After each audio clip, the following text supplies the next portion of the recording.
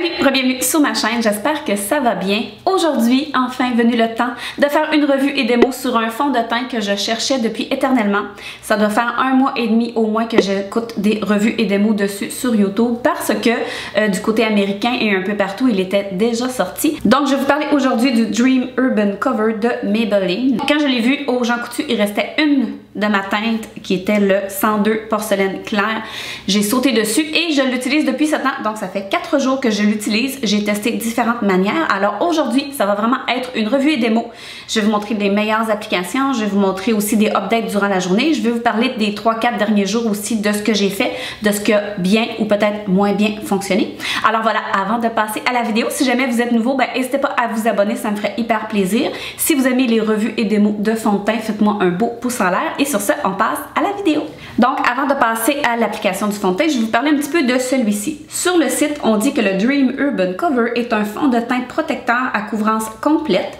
Ce fond de teint léger à large spectre FPS 50 est enrichi d'antioxydants pour protéger la peau contre la pollution. Il laisse un fini naturel et protège la peau jour après jour, offert en 16 nuances, testé sous contrôle dermatologique. Alors, ce qu'on doit comprendre du fond de teint, c'est qu'il est avec une protection solaire. Il est aussi enrichi d'antioxydants, qui est vraiment un protecteur environnemental. C'est de plus en plus tendance dans les produits pour la peau. Il y a plusieurs personnes qui le comparent au It Cosmetics, le CC Cream que j'ai depuis très longtemps.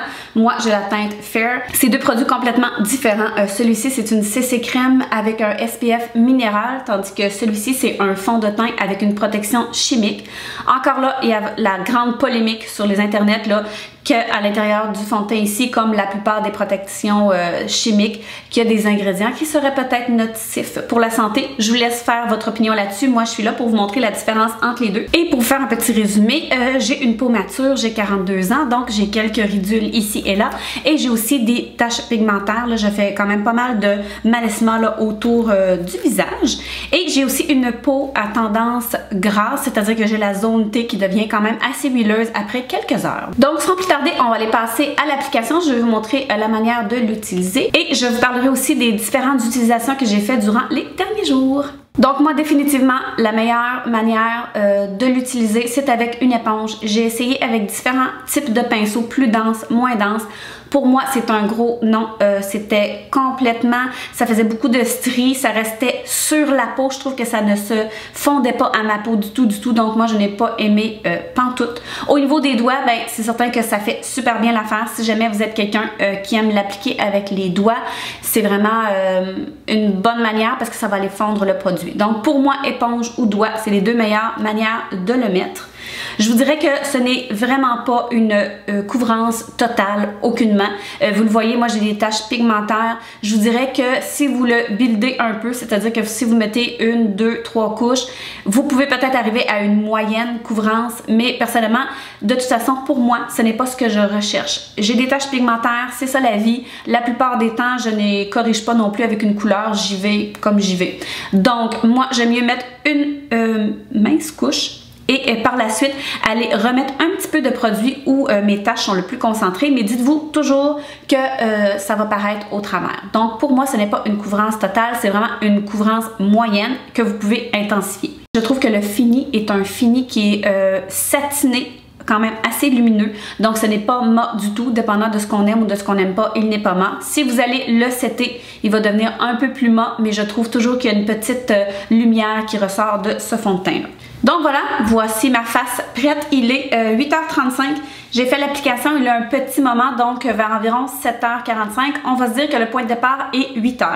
Je vais faire un petit close-up. J'ai décidé de ne pas mettre de base pour les pores, j'ai décidé aussi de ne pas le setter pour vous montrer vraiment seulement que le fond de teint en lui-même. Je l'ai testé plusieurs jours, donc ce que je peux vous dire, c'est que personnellement, j'aime bien mettre une base pour aller un petit peu blurrer les pores. On peut pas dire que ça les accentue, mais on peut pas dire non plus que ça les blur ou quoi que ce soit. Donc personnellement, si vous avez une petite minute, j'appliquerai une petite base comme ça. Au niveau de setter, je vais vous montrer durant la journée comment ça se passe. J'ai essayé les deux choses comme je vous ai dit. Quand je mets pas de poudre comme aujourd'hui, Je vous dirais qu'après plus ou moins 4 à 5 heures, j'aime bien prendre un petit mouchoir puis aller blotter le tout. Comme je dis, je vais vous faire des updates, vous allez voir tout ça. Et par la suite, durant le reste de la journée, tout se passe bien. Moi, je le laisse comme ça. Quand je le set avec une poudre, je vous dirais que ça prend un petit peu plus de temps avant que je veuille faire une petite retouche. Personnellement, je fais pas mal toujours mes retouches avec un petit mouchoir qu'on défait en deux puis qu'on va blotter très doucement où est-ce qu'il faut. Donc moi, c'est comme ça que j'aime l'utiliser. Aussi, comme vous allez le voir, je l'ai mis quand même assez foncé et je vais me reculer un petit peu. C'est pas tout aussi foncé que mon corps, mais j'aime pas avoir le visage très bronzé, trop foncé, j'aime pas ça. Donc vous voyez, ça ne jure pas, j'ai pas non plus de démarcation, mais j'aime bien avoir le fond de teint légèrement plus pâle. Donc sur ça, je vais aller continuer ma journée, je vais aller à l'extérieur aujourd'hui et tout ça, il annonce une trentaine de degrés, donc on va vraiment le tester tout pleinement. Donc voilà, on se revoit tantôt. Donc me revoici pour le premier update, il est présentement 1h30, donc j'ai le fond de teint depuis 5h30 minutes exactement. Alors, ce matin, j'ai fait beaucoup de choses. J'étais marcher à l'extérieur dans les bois.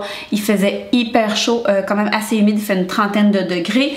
J'ai aussi cuisiné un peu. Puis la raison pourquoi il est aussi tard que ça, c'est que j'ai fait un petit dodo. Je me suis endormie. Donc, je vais faire un petit close-up pour que vous voyez tout ça.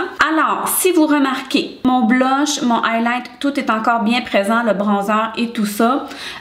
Au niveau du front, un petit peu du nez et légèrement du menton. C'est là que je vois que je suis un peu plus huileuse. C'est la zone que je le suis toujours parce que, écoutez, j'ai une peau huileuse. Je le trouve hyper beau, je vous le dis tout de suite, là, la conclusion va venir un petit peu plus tard, mais je l'adore tout simplement.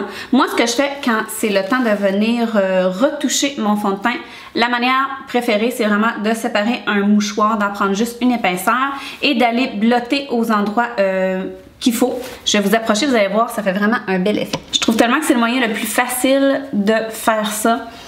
Au lieu d'ajouter de la poudre, que ce soit plus poudreux, je trouve que ça va aller enlever toute la lumière en surplus. Ça va pas déplacer la matière.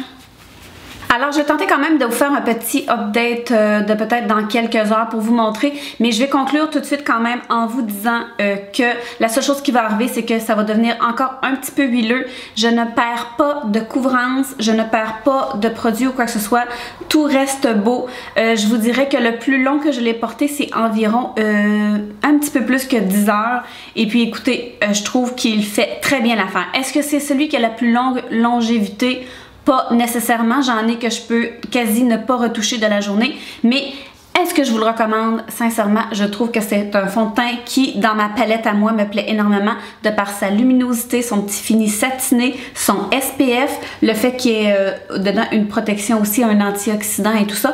Donc voilà, ça fait le tour de ma revue et démo du fond de teint de Maybelline. Pour moi, c'est un gros oui. J'aimerais savoir, avez-vous l'intention de l'essayer? L'avez-vous peut-être déjà essayé? Dites-moi tout ça dans la barre des commentaires, ça me ferait hyper plaisir. Si jamais, encore une fois, vous n'êtes pas abonné, n'hésitez pas à le faire, ça me ferait vraiment plaisir. Je pose des vidéos environ une fois par semaine. Activez la petite clochette pour recevoir la notification. Faites un pouce bleu si ça vous a plu et puis on se revoit dans ma prochaine vidéo. Ciao!